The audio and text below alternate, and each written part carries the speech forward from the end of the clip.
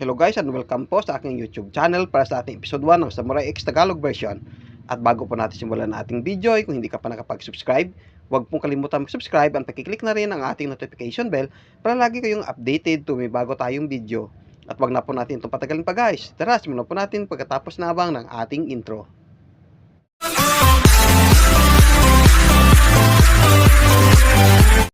Makalipas ang 140 taon sa kaguluhan ng rehimeng Tokugawa, merong imperialista sa Kyoto na nagngangalang Batusai ang mamamaslang.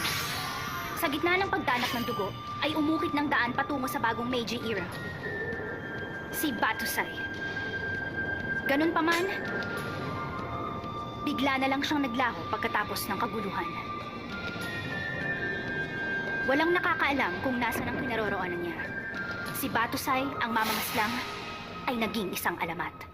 Ang alamat ng matipunong mandirigma, ang pakikipaglaban para sa pag-ibig.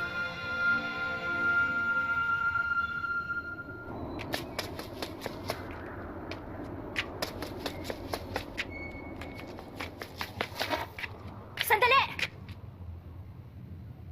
Batusai ang mamamaslang! Ha? Natagpuan din kita! Mukha kang mahina! Batusai ang mamamaslang! Ha? Humanda ka!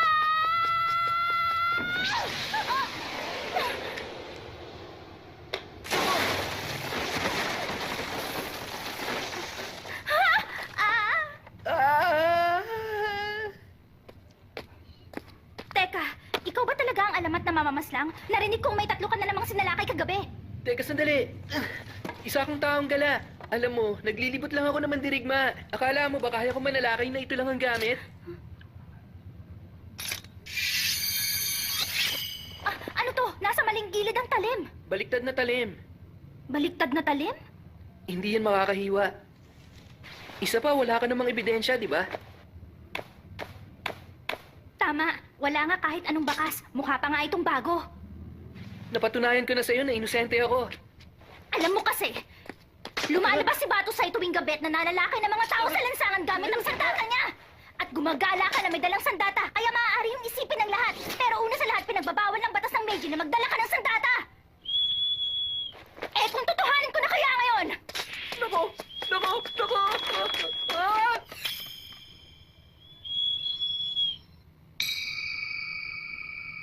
Mahina! Lahat kayo ay mahina! Malakas ang isang to. Marahil siya ang alamat ng mamamaslang. Batusai, tama na yan! Hay!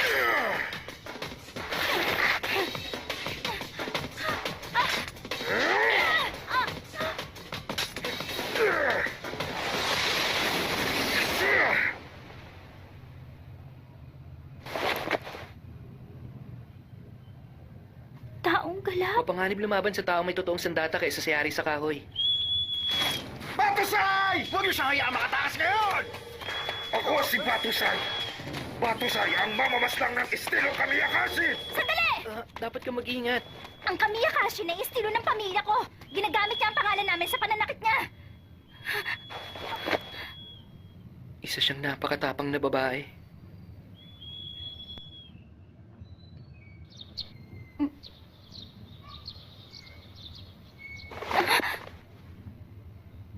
Aray. Ang sugat na galing kay Batusai. Anong sumunod na nangyari? Ha?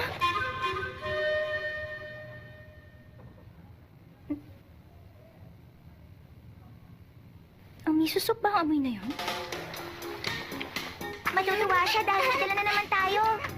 Heto pa, oh! Teka, sandali. Huwag niyo ilagay lahat. Ay, naku naman. Ano ba ginagawa mo? Mabuti gising ka na. Ayos ka lang ba? Ang babait ng mga kapatid mo. Alam mo, magkakaibigan na kami ngayon. Kaibigan! Kaibigan!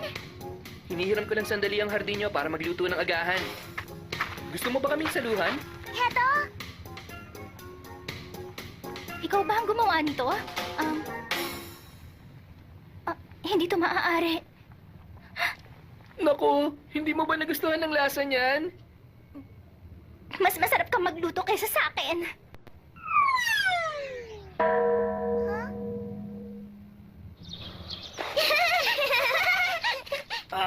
Kailangan ginagamot agad ang sugat para mabilis ito magsara. Kung hindi, magmamark ka. Kahit ano pong maging itsura ko, hindi pa rin ako magmumukhang mandirigma. Pwede siya maging tagapag-alaga ng mga apo ko. At teka, siya nga pala. Kapatid mo ba ang dalawang makukulit na to? Binibining Kaoru? Hindi, mga apo sila ni Dr. Gensai. Ako ang doktor ng paaralan ng kami at 30 taon na ngayon. Simula nang pumanaw ang kanyang mga magulang, ako na ang tumayong pangalawang ama niya. O ayan, tapos na. Ginoong taong gala, kung gusto mo, maaari kang manatili dito hanggang umalis ka ng bayan. Huh? Tutal, sinagip mo ko at mukha namang hindi mo kayang manatili sa bahay panuluyan. Ito'y pakikiramay ng mandirigma. Hindi mo alam kung sino ako. Ayos lang ba talaga? Sigurado akong meron kang dahilan kung bakit ka naging taong gala. Wala ako nakikitang dahilan para tanungin ka pa.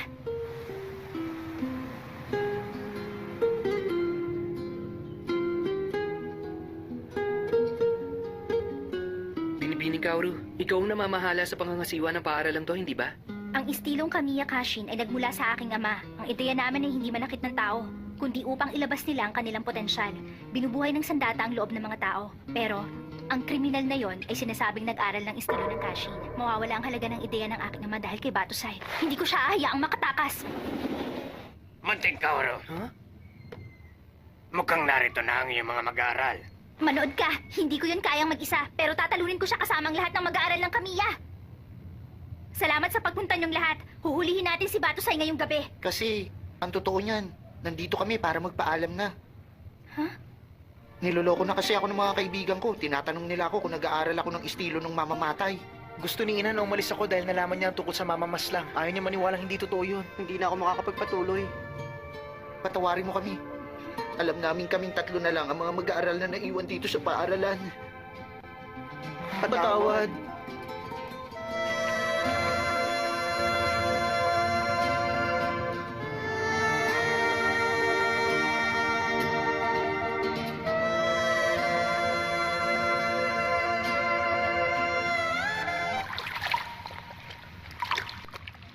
Tatta 一人だって道場を守ってみせる。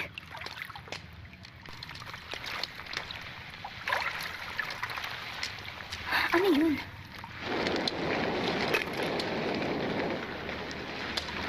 Alam mo, sa tingin ko, umiiyak siya. Hindi. Kailangan ko mag-ingat. Tama.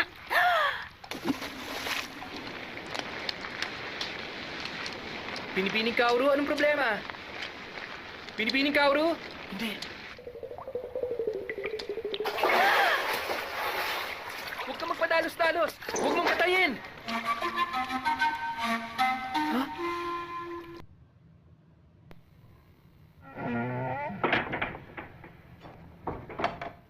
Buong gabi mong isipin ang nagawa mo. Kuha mo? Naku. Binibining Kaoru, meron akong tanong. Ano yun?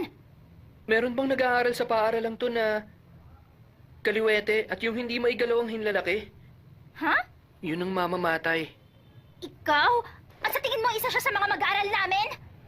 Ang estilong Kamiya Kashin ay nagsikap para sa sandatang nagbibigay ng lakas ng loob. Walang dahilan upang magsanay na kumitil ng buhay. Hindi ba si Batusay na mamamaslang yon? Uhaw sa dugo ang taong yon. Ibubuwis ko ang buhay ko para malinis ang pangalan namin kung yun lang ang paraan para maprotektahan ang estilo ng aking ama. Natitiyak ko na hindi gusto ng iyong ama na protektahan mo ang kanyang estilo kung ang buhay mo naman na magiging kapalit. Alam ko na ang tanging hiling lang ng iyong namayapang ama ay ang iyong kasiyahan, Binibining Kaoru. Anong alam ng tulad mo na taong gala? Huwag kang magsalita na parang may alam ka!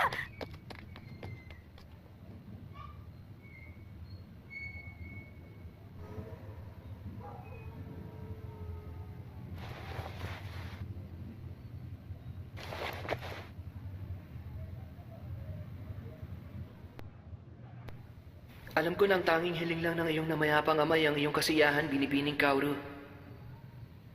Kalimutan mo na!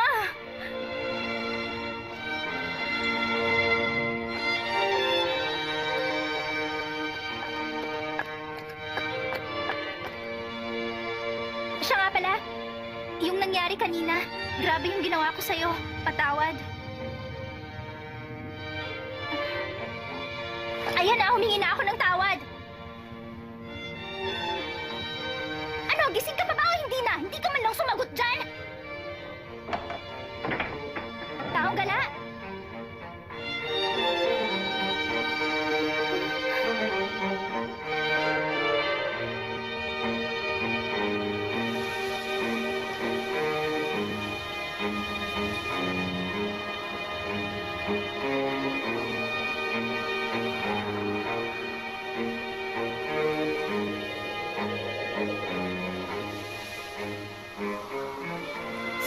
lang.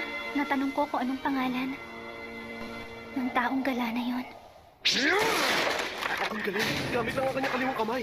Wala nang hihigit pa sa ating pinunong goy. Ang ibig ko sabihin ng ating gurong batusay. Meron na naman ba papatay ngayong gabi ang ating gurong batusay? Malapit na. Sa wakas! Sisiguraduhin kong mararamdaman niya ang sumpa galing sa hindi maigalaw na hinlalaki! Sandali lang! Ngayon, sinong gustong sumunod? Kauro, umatras ka. Guro! Ginoong Kamiya! Hiroma, bakit ginawa mo ang pinagbabawal? Ang kakayahan ng estilong Kashin ay hindi upang manakit ng iba. Sawa na ako sa mga salita mo. Ang sandata ay ginagamit upang makapanakit ng tao. Ang talim na ito ay gusto pang uminom ng dugo. Lalo na sa'yo.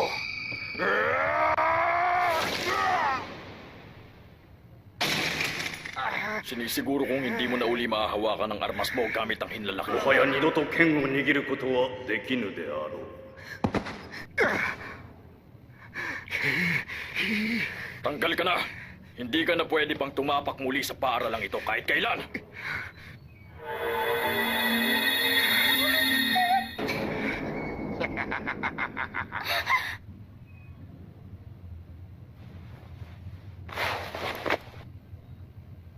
Naalala ko. Ang lalaking yun na durog ang kanang hinlalaki.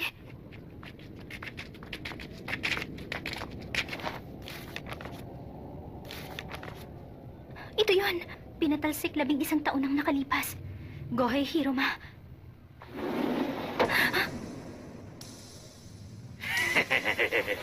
Kung ganun, ikaw pala yun!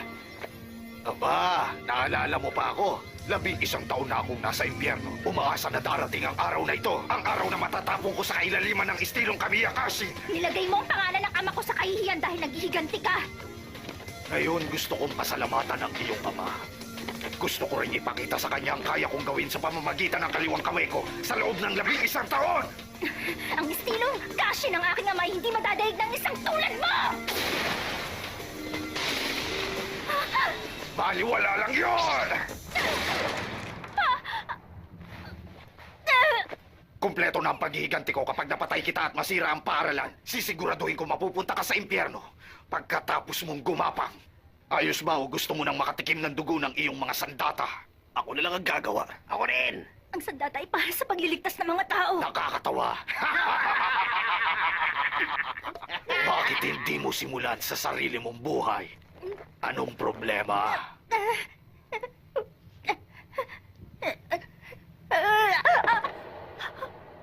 Ha? Ano yon, Nishiwaki? Malakas siya! Taong gala. Ang mabuti pa, ibaba mo na siya. Naaalala kita. Ikaw yung kahapon. Kung ganun, dapat pala, tinapos na kita kahapon. Hindi mo siya kaya. Wala kang laban sa kanya. Isa ka rin bang baliw na kung ano-ano ang sinasabi at gustong mangaral? Hindi. Ang katana ay isang sandata na magagamit mo sa pagpaslang. Yan ang katotohanan. Ang sinabi ni Binibining Kaoru ay biro na tanging mga walang bahid ng kasalanan ang makapagsasabi. Ganun pa man, mas gusto ko na totoo na nga lang sana ang birong sinabi ni Binibining Kaoru kanina. Ang hiling ko, sana mangyari talaga sa mundo ang biro ni Binibining Kaoru. Hulihin siya at patayin ng dahan-dahan! Umatras kayo! Hindi ko gusto makapanakit. Walang masasaktan sa amin! Pero merong isa. At ikaw yan!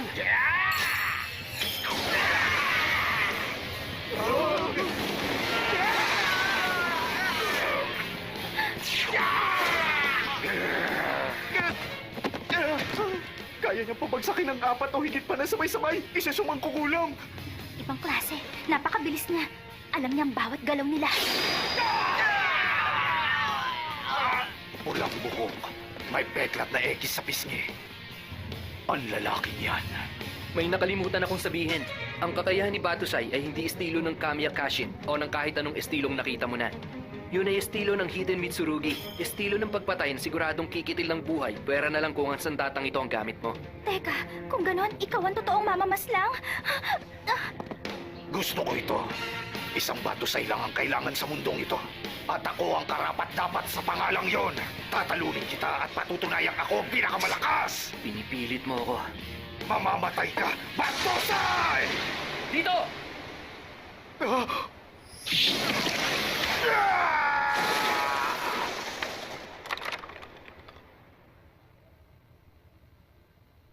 Hindi ako nagsisisi kung tinatawag nila akong Batusay. At wala rin akong balak na ibigay yon sa isang katulad mo. Ngayon, hindi mo na magagamit ang daliring yan sa paghawak ng iyong armas. Hindi ako makapaniwalang nakatulog lang sila at wala sa kanila ni isang patay. Sabihin mo sa mga pulis ang ginawa ng lalaking ito. Naintindihan mo? Oo, kayo din!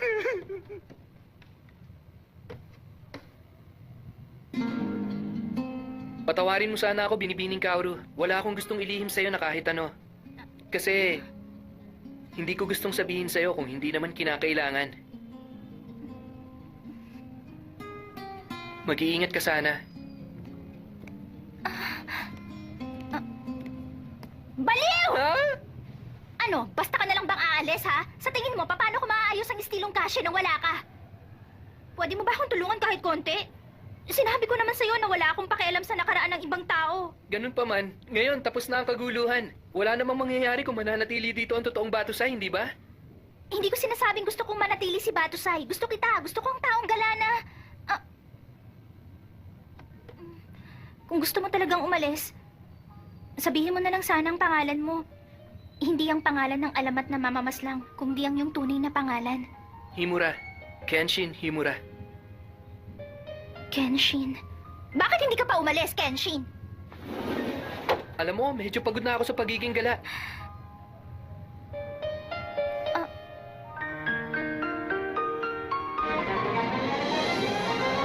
Tsaka hindi ko na rin alam kung saan na ako pupunta eh. Hindi ako magaling magluto. Mas magaling ka kaysa sa akin. Tsaka yung nangyari sa banyo, hindi ko sinasadya yun. Ayos lang yon. Kapag ginawa mo ulit... Baliw ka! Akala ko iilag ka eh! Ikaw, maganda ba at malakas? Huwag ka masyadong gumalaw. Masakit po. Kaya mo yan! Oo nga! At merong isang bagong maninirahan sa paaralan ng Kamiya. So at dito na nga guys, nagtatapos ang ating episode 1 ng Samurai X Tagalog version. Stay tuned in lang pa sa ating episode 2. At kung nagustuhan yung ating video, huwag kalimutan mag-like, mag-comment, i-share ang ating video. Mami pong salamat. Bye-bye!